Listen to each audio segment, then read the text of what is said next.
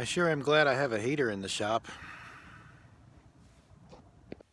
Welcome to another episode of Madhouse Paint and Body. In the last episode you saw us get the engine in the Camaro, but there's a whole lot more to do before we can drive it down the road. So let's get started.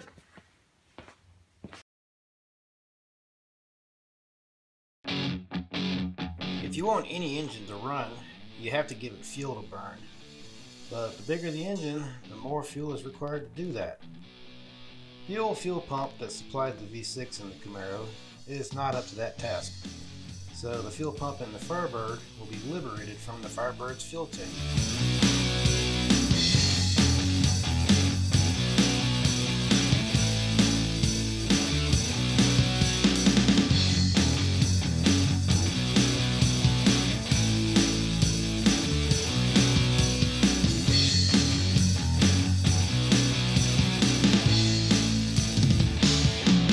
After struggling for a while with no success, we realized that the only way to get the tank out of this F-body platform is to drop the rear end out of the way.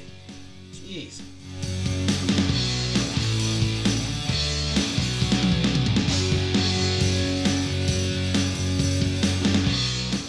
And even then, it still wasn't easy.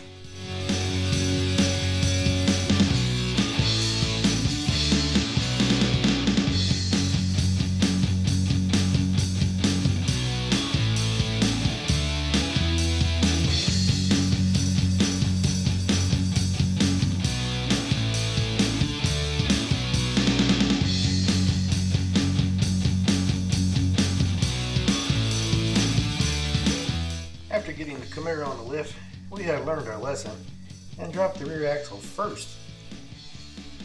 And then to our pleasant surprise, the Camaro tank came out a little easier.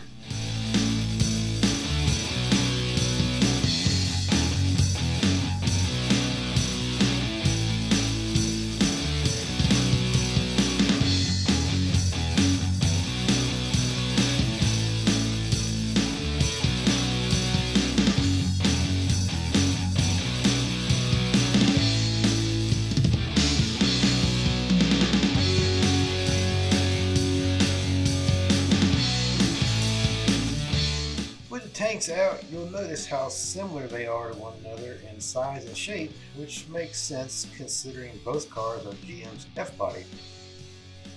But when comparing the fuel pump assemblies, the hole in the top of the tanks are different sizes and the way they are secured in the tank is different as well.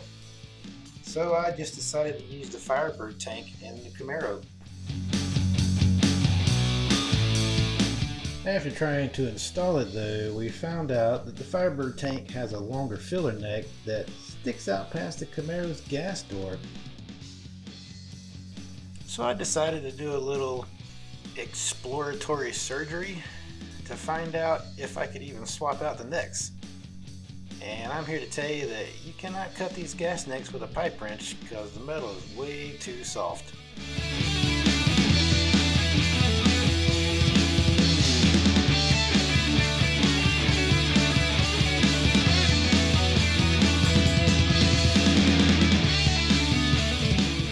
I carefully cut out both necks with an angle grinder, after draining all the gas out anyway. I left extra material on the Camaro neck so I would have an overlap on the Firebird tank.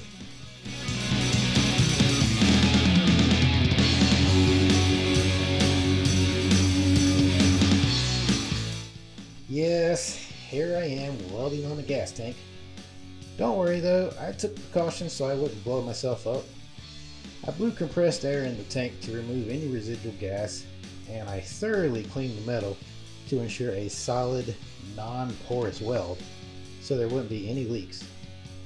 And considering that this conversion cost me $0, I was pretty happy with the results.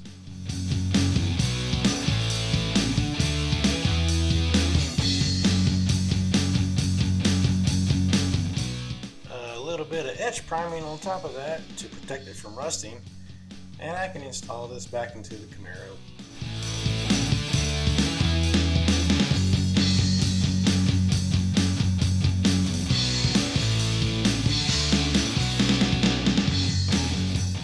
There are are enough differences in the fuel lines from both cars that neither set will work as they are. But since I'm working with a budget of $0 for this part of the build, I'm cutting and splicing wherever I need to in order to connect the tank and the engine together.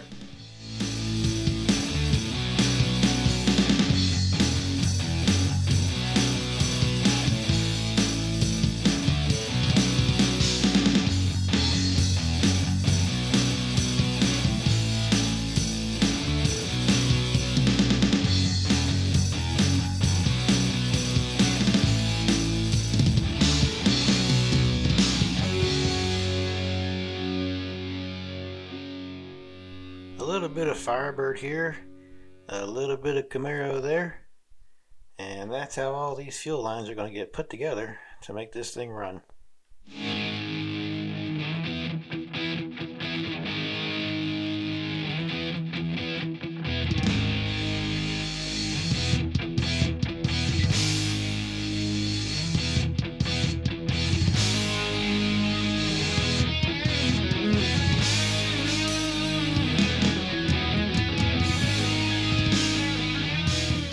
The way that I'm joining the various pieces of fuel line together is to use a double flaring tool that allows a threaded fitting to hold together the tubing. First, the tubing is clamped in a special tool that allows the flaring tool to expand the tubing in a bell shape.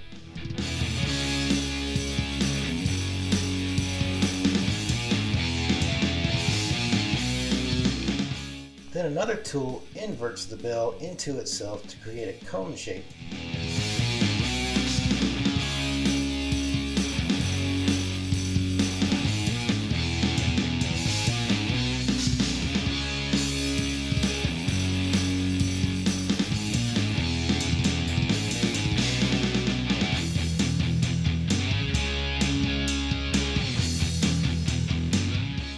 As long as you remember to put a threaded fitting on before you start, then it can be screwed into these brass unions to provide a nice seal to the connected tubes. Another problem to deal with is the fuel filter flopping around. The filter from the Firebird was needed to make the lines work, but the fuel filter brackets from both cars won't work in this new setup. So I modified the Camaro's bracket to hold the Firebird's filter.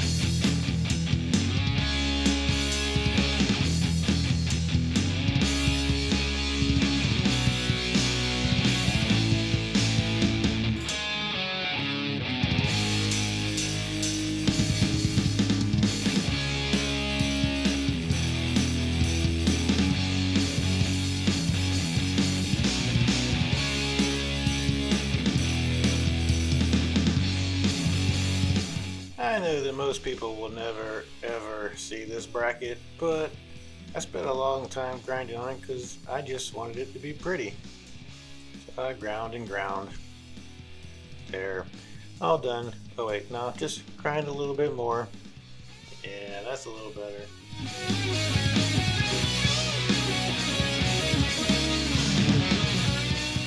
Let's give it a nice coat of paint, just to keep it from rusting. There we go, that'll do. Oh wait, let's just put a little bit more paint on it. Yeah, there we go. And here it is installed in the car. The vapor canister from the Camaro would not work with the LS engine, of course, and I could not install the Firebird's canister under the hood where the Camaro's canister used to be, of course, because the Firebird's fuel lines have the canister in the left rear wheel well, so I have to make room for it.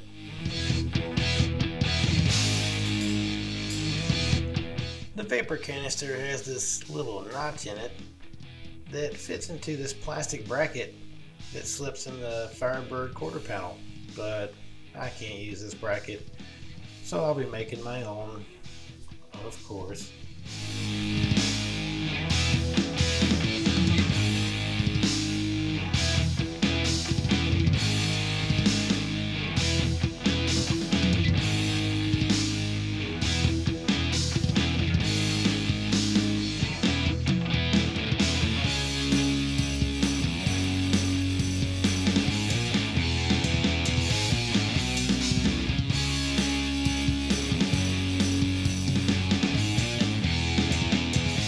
Now that I've spent way too much time making that bend, you can see that it will slide onto the canister nicely.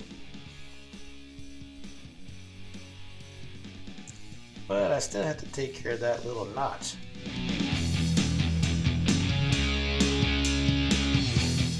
So I could have slotted it so I could fit a small piece of metal.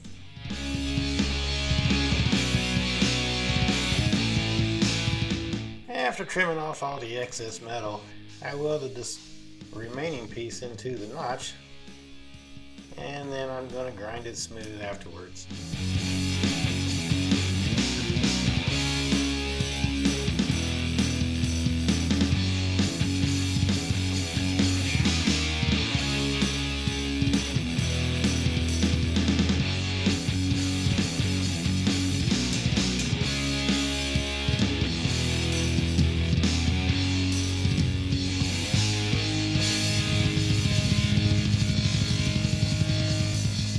And here we are. That little piece of metal will fit into the notch on the canister just fine and will prevent the canister from sliding around.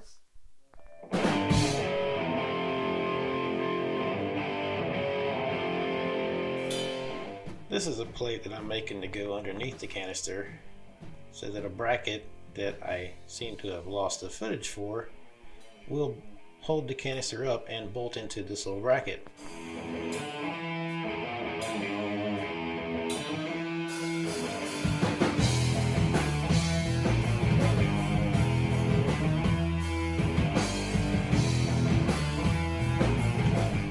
After I finished off the upper bracket with a couple more bends and put a couple holes in it, I'm tacking it into place just to make sure I can put the new canister in and it fits properly.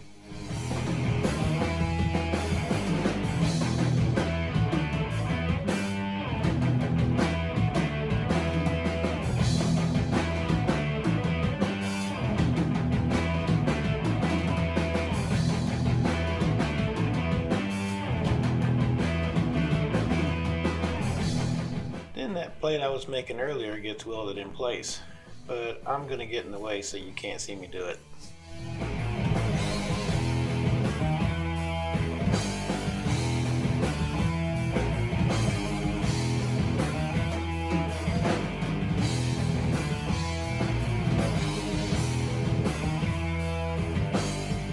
You'll notice there's a very large chunk of metal missing out of the inner wheel well that I just did not show getting welded up. But here I am getting in the way again while I undercoat it to protect it from rusting.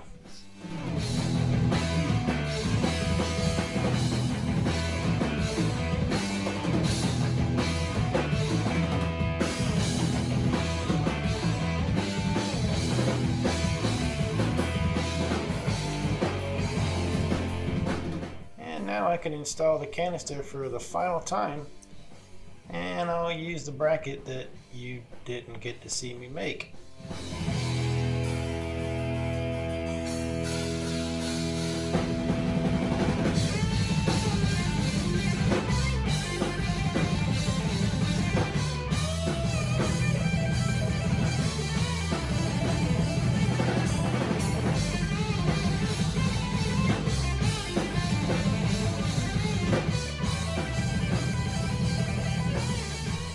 transmission shifter is next on the list, and like a lot of other things on this setup, neither shifter will work. The most important element I need though is the little pin that the shifter cable will attach to. So I'm removing it from the Firebird shifter so the Camaro shifter can receive it.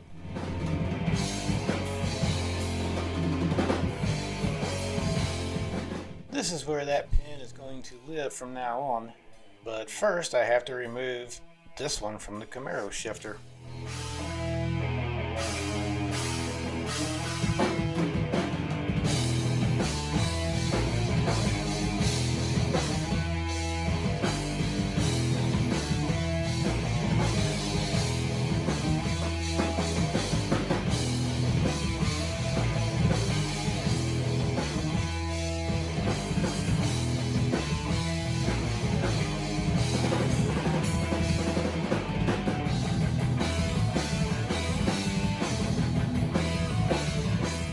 Ground down the edges a little bit just to make sure that the new pin would fit in the hole, and I'm just going to simply weld it in and squeeze it in so it fits good.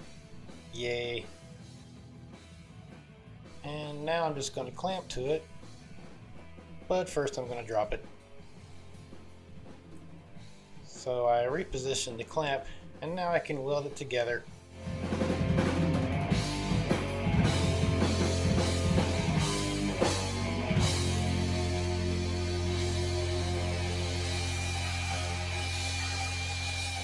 And there you have it. The new pin is on the Camaro shifter, ready to go in the car. But first I have to widen the hole in the floor where the cable goes through.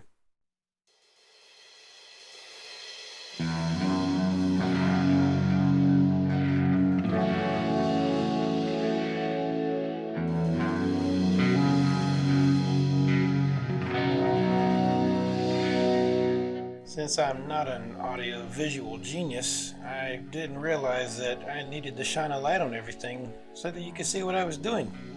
See how much better that looks? Now the shifter is in. All I have to do is connect the cable, and it shifts the transmission just fine.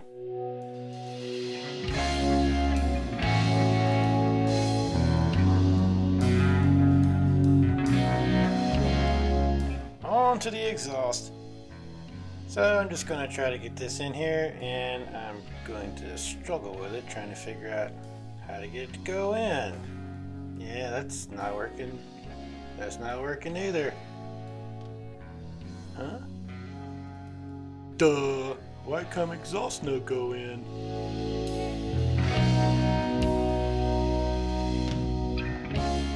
Karen graciously came over and held my hand through the installation of this part so that I wouldn't have to do it alone. And we got it in.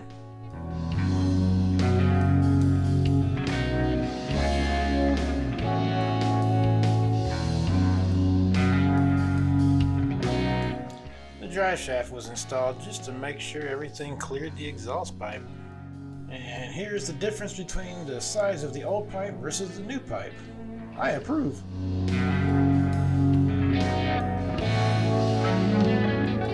Where the exhausts exit the catalytic converters on the LS engine, you can see the terrible shape the studs are in. This is similar to the shape the exhaust manifolds were in that I repaired in the engine installation video. So just like I did then, I have to cut the old scabby, rusty studs off, then I have to drill them out, then I have to tap out the threads so the new bolts can be installed.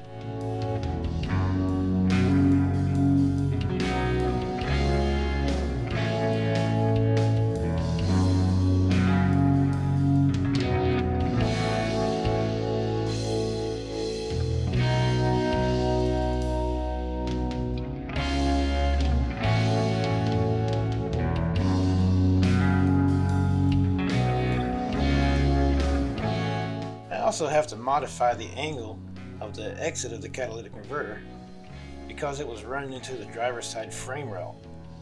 So I just cut it off, took a little material off and changed the angle so that I could clear it.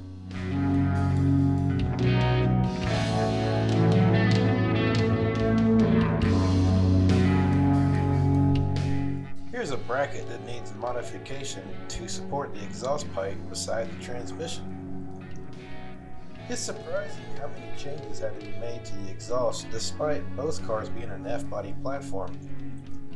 I guess it just shows that the two cars weren't as similar as I originally hoped.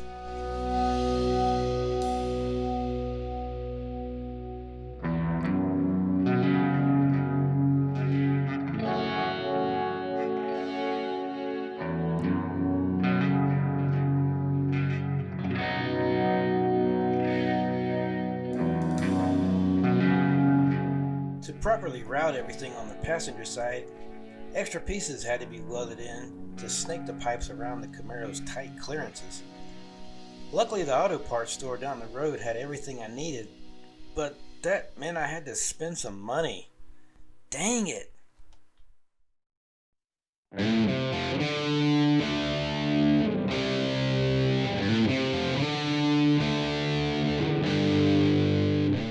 The exhaust is finished and installed now, so it can be checked off the list.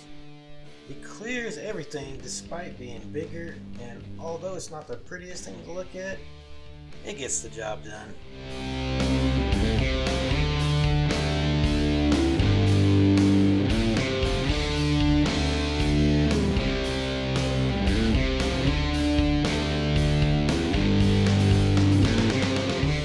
I've already installed the Firebird's cruise control actuator box on the driver's side frame rail, but the smog pump needs to go here too. But the Camaro doesn't have as much room, and there's the fender brace in the way. So the bracket that mounts the pump will get trimmed to fit, and the fender brace will get modified too.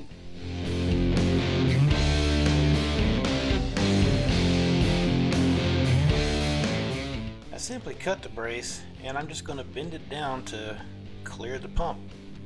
And then I'll weld in an extra little piece of metal to join it back together.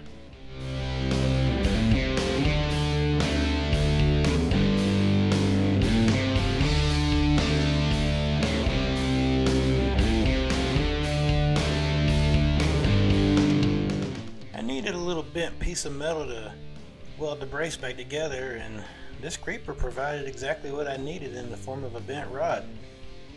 And since no one was using this creeper, have at it. Yeah, this is what I needed. After clamping everything back together, I'm just going to weld it up, and I'm fairly confident that this brace is going to do a very nice job of holding the fender where it needs to be.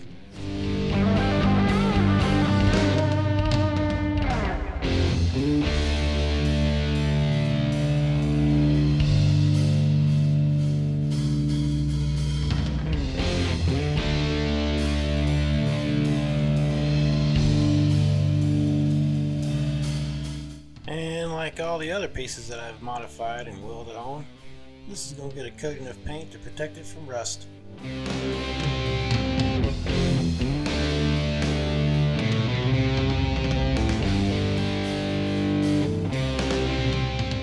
And with the brace reinstalled in the car, we're just going to slide the smog pump in to make sure it fits just fine. And sure enough, it does. I can now hook up the pipes to the EGR system and install the cable for the cruise control, hook it up to the car's main little thingamabob here that controls the throttle. So yeah. I'm not going to bother talking about the installation of the wiring harness because when we tried to start the car... Nothing? So with that said,